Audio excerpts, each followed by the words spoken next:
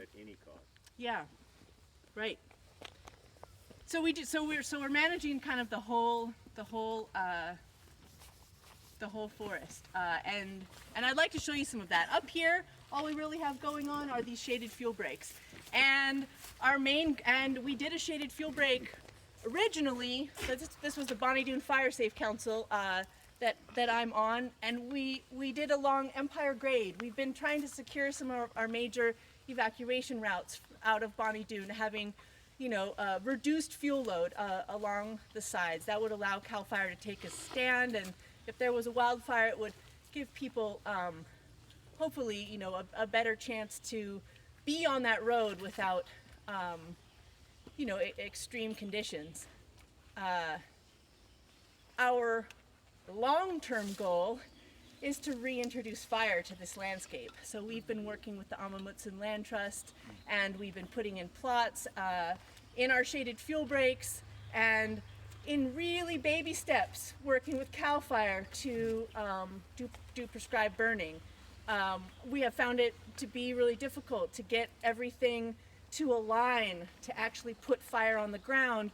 So we just renewed our burn plan for the next 3 years. The last 3-year burn plan, we only got 7 acres burned.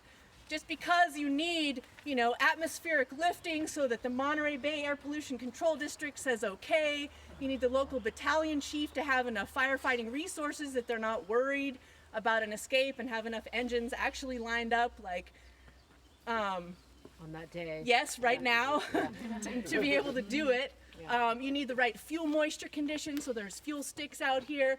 So, because you want it to burn, and you want to light it with a drip torch, which is just kind of like a little dribbling of flaming diesel along the leaves, and you want it to carry, but not too much, and you don't want it to crown out into the trees. And there's power lines which can cause arcing with smoke.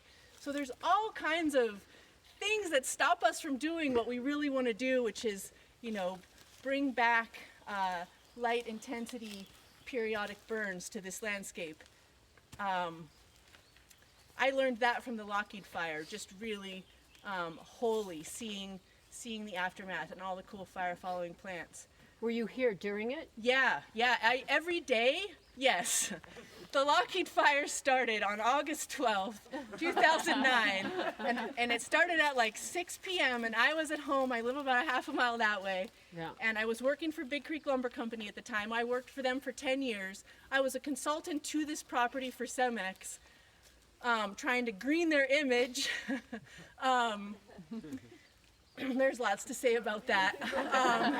And I got a call get your fire gear, bring your Nomex. And I went to Big Creek, and they sent me up a Little Creek Canyon to see where the fire is. And I saw the fire go over the top of that canyon, and I was out of there. And then the next 3 days, I was on the fire front, over on Big Creek's property, and I was going to Incident Command. They moved it to Watsonville because it became so big.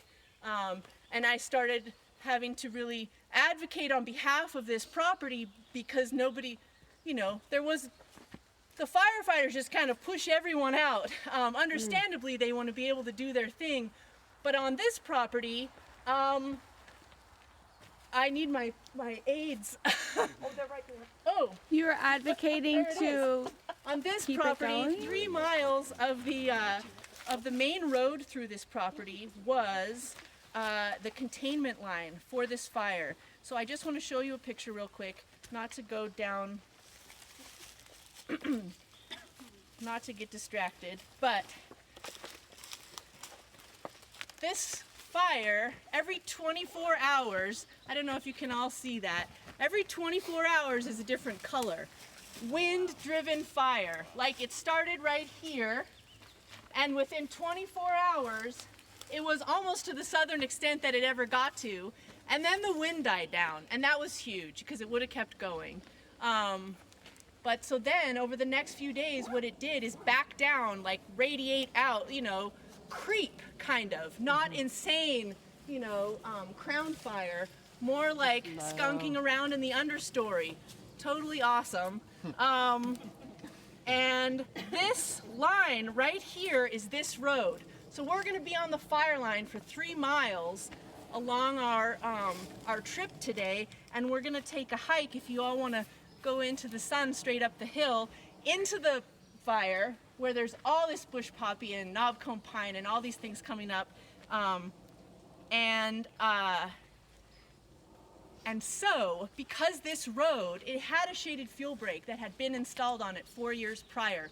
So it was much like this. They actually used it to start fire while the wildfire was coming towards them as a backburn to try to, consume the fuel and create a black line so that when the wildfire got there, like, it would really lay down and become way less intense.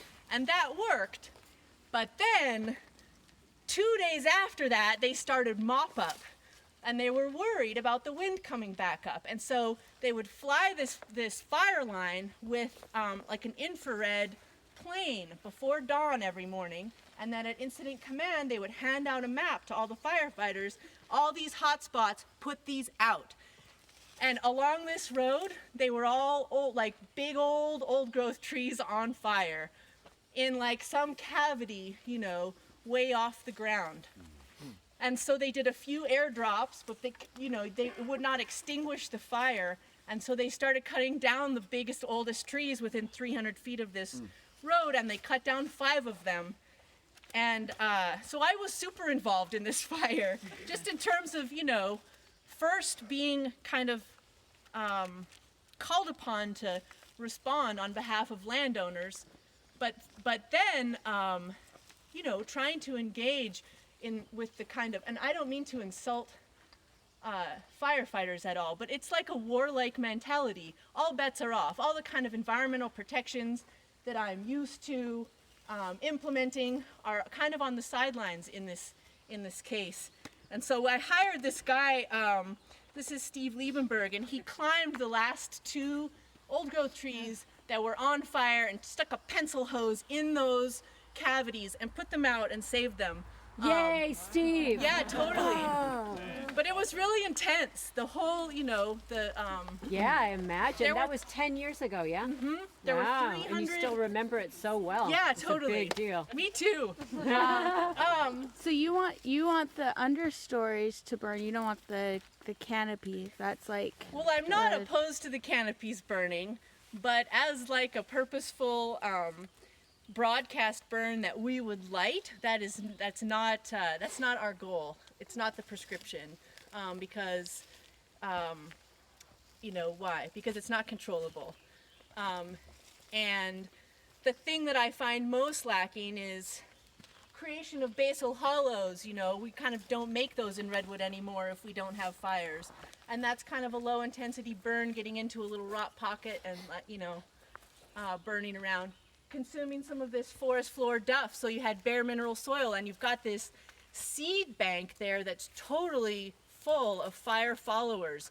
And I understand that there's like charcoal and smoke, as well as other scarification and heat things that cause those seeds to germinate.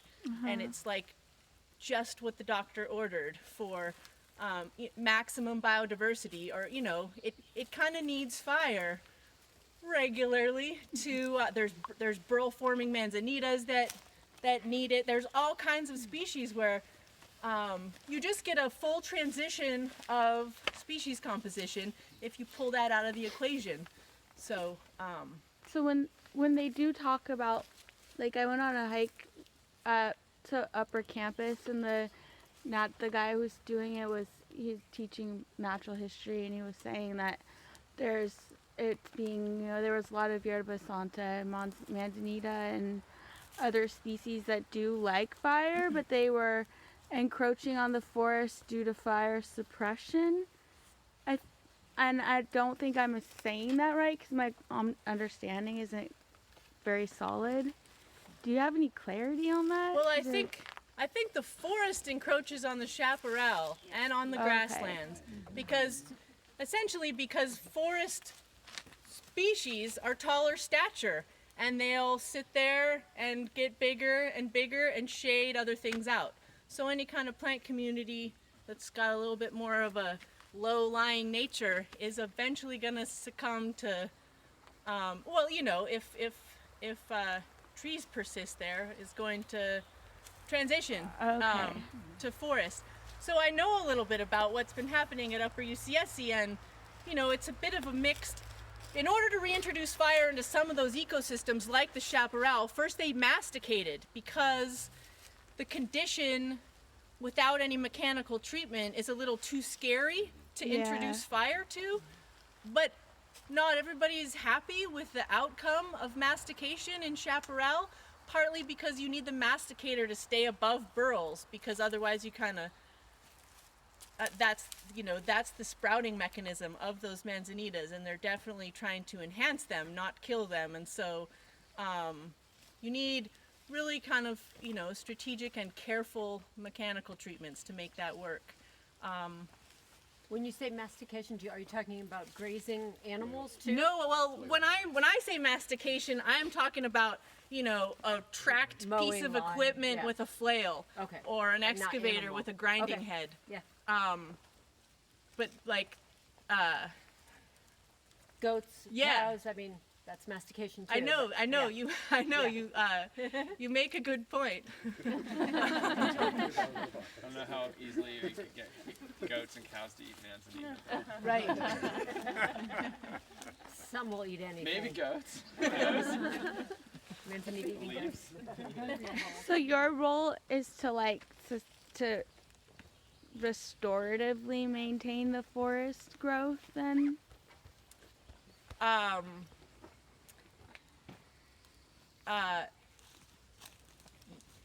Yes. So, well, I'm trying to I might say it differently. And it totally depends where you are in the forest. My goals are they're changing they shift depending on what I'm like. When I'm in a restoration reserve, we're actually at the top of this large Dead Man Gulch Restoration Reserve, where we're doing. We had a pilot of 100 acres of restoration thinning. Now I have a plan under review with CAL FIRE for the next 500 acres of restoration thinning, and essentially, in each project in this watershed, there's a little bit of 4 different what we call impaired forest condition classes. So here, I was describing a little bit about how this is, mature oak woodland, and it is invaded by fir, and it's got a lot of, small tan oak in the understory, and it's overall, the crowns are receding on the bigger trees because they're being pushed up by the surrounding competition of canopy. And so in an area like this, my goal would be to reduce the number of trees per acre, to accentuate some of the bigger trees, some of these bigger oaks, and some of the bigger fir, so that they can have maximum leaf area index, so that they can have, all as much live foliage as possible, so to reduce the competition around them. And that will make them less straws drinking up the groundwater, will make, the residual species, what I call old growth recruitment trees, more resilient to droughts, and also better able to withstand a fire without it, creating what I might call a stand replacing fire that has, over the top fire severity and intensity, so it really changes the, yes. Wow. So is mature oak woodland the reference condition?